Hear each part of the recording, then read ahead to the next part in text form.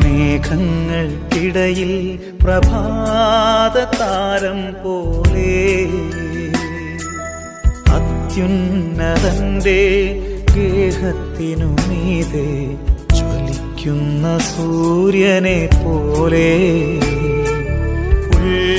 ഉത്സവവേളയിൽ വിളങ്ങുന്ന പനിമതി പോലെ മാതേ മരിയേ, നീ എൻ്റെ മനസ്സിൻ്റെ ദീപം.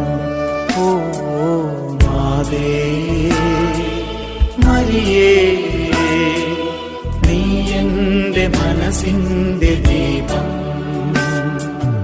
നീ